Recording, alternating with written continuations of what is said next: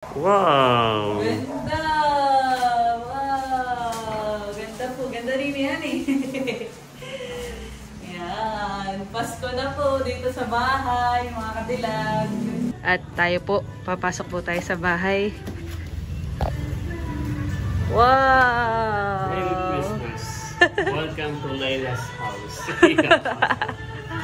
Wow! Merry Christmas!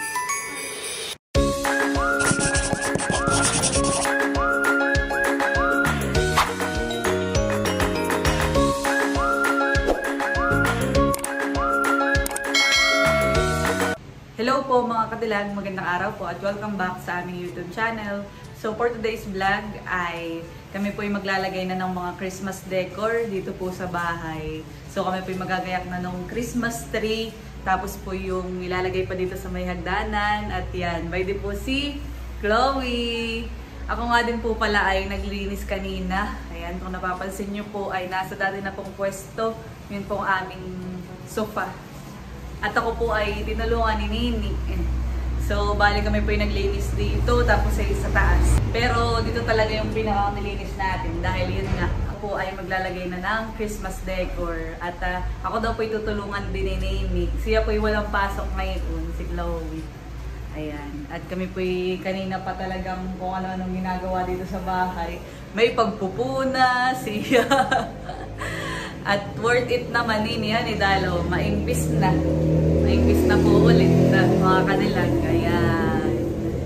At meron na po yung mga pang Christmas decor. Iyan po yung from Tita MJ. Thank you so much po. Amin na pong i-decor dito sa bahay. At ako yung excited Nini yan eh. Dahil first time po namin na magkakaroon talaga ng Christmas tree na ang taas ay 7 feet. Ibig sabihin Nini, mataas pa sa akin. Ako yung 5'6". Ay, napakataasan eh. Amin na pong sisimulan, mga kadilag. Ayan, at nilalabas na po ni Nini yung pong mga gagamitin po namin. So, yan, at nailabas na po lahat ni Nini yung pong aming mga gagamitin. So, plano ko pong ilagay yung pong aming Christmas tree ay dito sa may hagdanan. Sa may ilalim po. Pero pwede din Nini doon, sa dulo. Pero dito na lang muna para kung bagay, tatry lang muna natin. Pagka maganda din doon ay pwede din doon. Tingnan natin kung saan ang mas better. Parang naiisip ko Nini ay dahil may garlands dito tayong ilalagay sa may hagdanan, ay parang mas maganda yung magkasama yung Christmas tree. Magkatabi.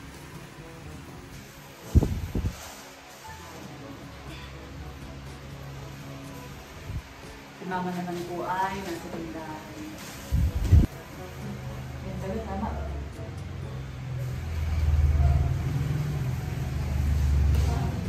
Parang ito. Dapat yung may ano sa dulo. Ayan. Ayan, at ang una po muna namin i-assemble ay ito, Christmas tree.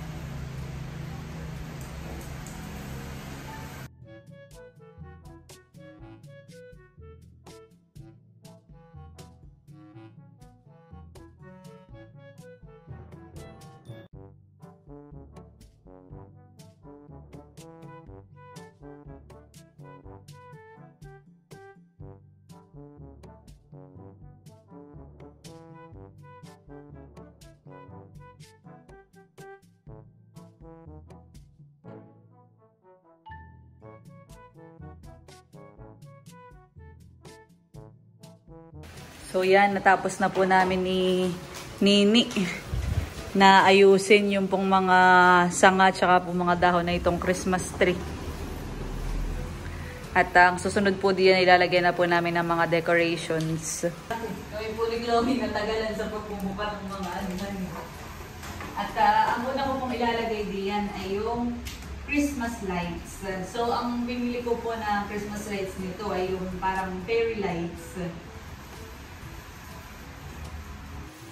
At tapos na po naming ilagay yung mga Christmas lights at mamaya po namin buhayin para surprise. Ayan, at nire-ready na. Ang next po naming ilalagay ay itong parang ribbon.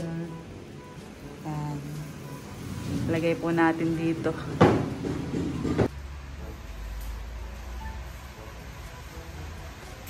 Baka akala may ganyan na siglan.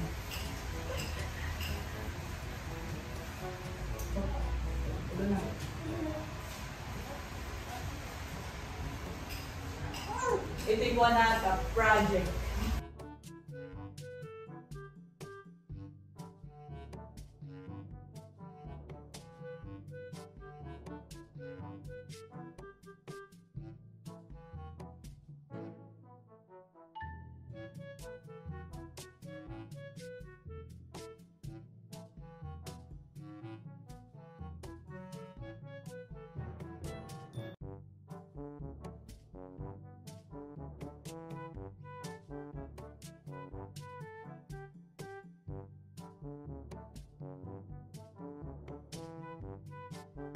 Yan, at tapos na po naming lagyan ng ribbon.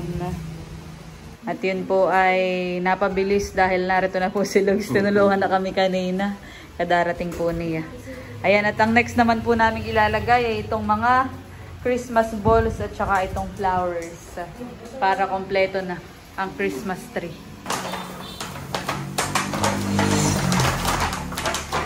Ang color na napili ko po ay gold, red, saka blue and silver. So, lagyan natin ng gold. 6 pieces.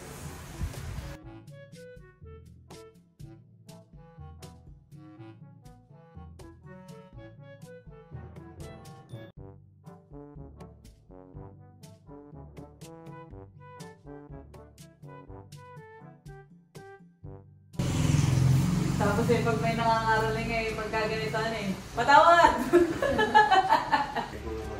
So yan, at nailagay na po namin yung Christmas balls at saka yung lights.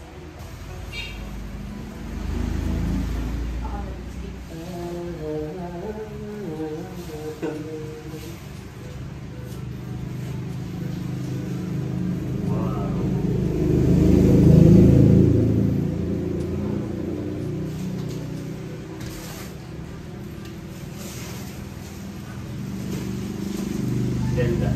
Yung. Lagyan mo pa na isa dito para balance. Yung sa taas. Yan. Yung.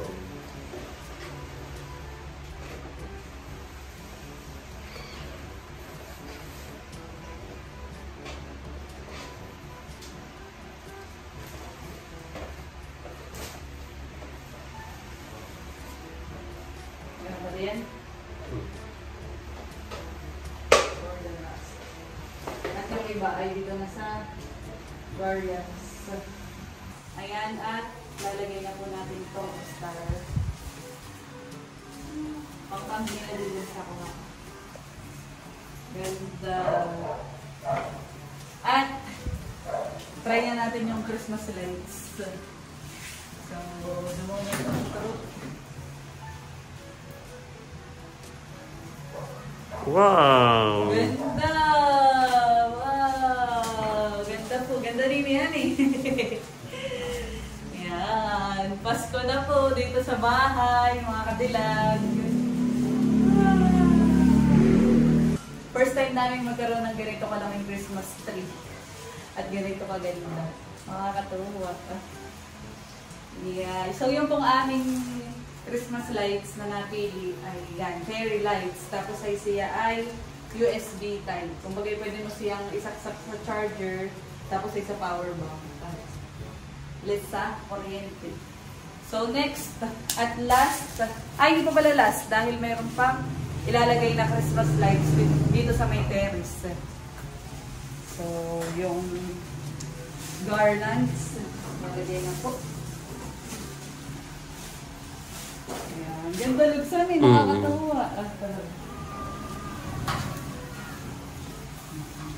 ay isa lang. Yun naman pong garlands ang amin pong ilalagay. Ganda ng Christmas tree. Cute. Ayan, at amin na pong aayusin ito pong garlands. So, dito na lang yung aking lalagyan. At dito na hindi na masyadong kitaan.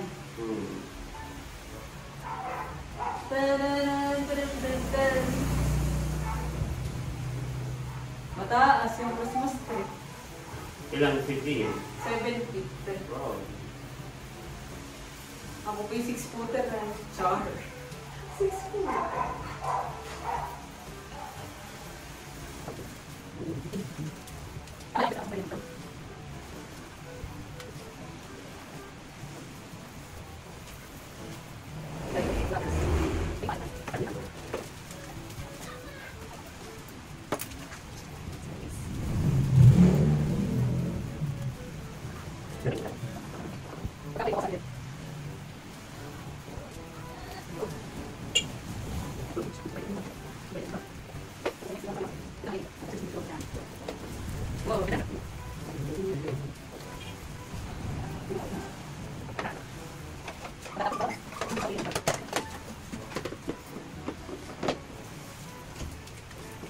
Tapos na po naming lagyan ng gayak. Dito po sa may hagdanan. Uy! Yung rimas! Ano yung ito? Kala ko yung gagayat mo. So, ang next naman po nilalagay ito. Dito sa harap. Ay, wala pala siyang pang-bitin. Dito sana ito. Ay, baliktad. Baliktad, yan. Hindi, tama na yun. Yan. Hindi, bandog sa Merry Christmas. Yan. Okay, paano? Bayon may sabitan. Dapat ay may tamtams. O kaya push pin na yun. Push pin na lang. Ganda. May tatanong ko kay Bibi kung may push pin sa taas. At habang nabili pa po ng tamtak si Indong para po dun sa may harapan sa pintuan po namin ay bakit po kami ngayon ni Lugs dahil ako po ipatutulong din sa kanya na maglagay naman po nung Christmas lights, yung curtain lights. Wow, meron na pala dito. Oo, ito'y unti-unti ko nang iniimpis mga kadalag dito sa taas. Inakit nga namin kanina yan ni Nini. Ayan. At dito po, amin po ilalagay yung curtain lights. Yan, at dito po kami sa may terrace maglalagay. Ito ay, ano naman, curtain lights.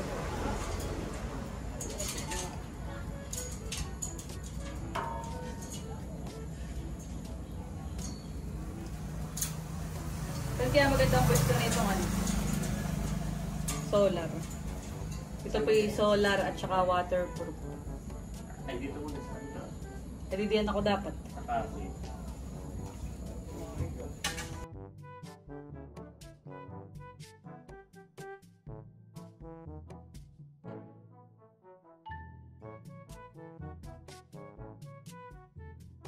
So yan at okay na po.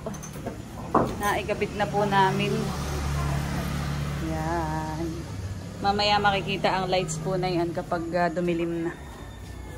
Pababa na din po kami. Nandito na po kami sa baba. Ito po yung kakabit dito sa may pinto. Nakabili na si Indong ng tamtaks.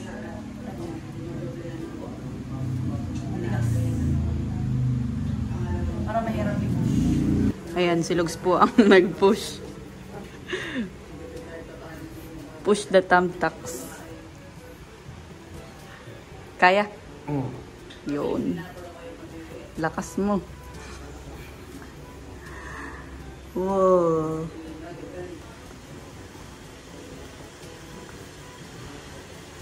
Pero ako ng ginting. Ginting? Why? Pupukpuk. Hindi masyadong mataas. Hindi, tama lang. Sure? Oo. Pag mababa nung sumakit. O sige. Ibibili po.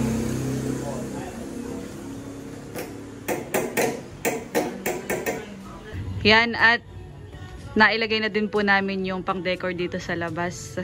At tayo po, papasok po tayo sa bahay. Wow! Merry Christmas. Welcome to Layla's house. Merry Christmas po mga kadilag. Yeah. Christmas niya. Merry Christmas! Merry Christmas po! Ayan, natapos na po kaming mag-decor. Wow! Thank you sa aking nakatulong si Chloe at saka si Lugs. Thank you so much. Sa bahay at mayroong Christmas tree, may mga Christmas decor ay nakaka-relax. Damang-dama ang Pasko. Sa amin niligan na ito na rin eh. Pero parang alam mo yun, parang kahit tayo mga matatanda na. Middle age na ay para tayo nagiging bata pag may mga excited tayo sa Pasko. Yes. Tama ka, Lugs. Nakaka-relax nga kapag ganito makikita mo. So, kanina din ay walang pumasok na nagpintura. Kaya naisipan ko na lang na mag-decor dito sa bahay ng pang-Christmas decor. At nakakatuwa. So, yung pang-Christmas decor ay from Tita MJ. Thank you so much po. Ganda po ng gayak dito sa bahay. Tada! At pwede po si Chloe at saka si Mama. Thank you po, Tita MJ. Thank you po. Si Chloe. At ako nga pala ay may bibigay kay Chloe. Si Chloe katulong ko mula umaga hanggang hapon na maglinis. Kaya deserve na mabigyan ng premyo. Dahil si Chloe ay masipag at mapait at lagi ako tinutulungan. May 150 pesos ka pang baon. Salamat, Apinones. May baon na si Nini. Yan. Ilang oras na niyo ginawa itong pang Christmas decor? Kami kanina pang umaga, natulong na din siya pag-iisip sa akin. Kasi nung bandang alauna, nag-start na kami mag-decor. Ayan, siya ay natapos ng mag-aalas 4. Matyaga din si Nini.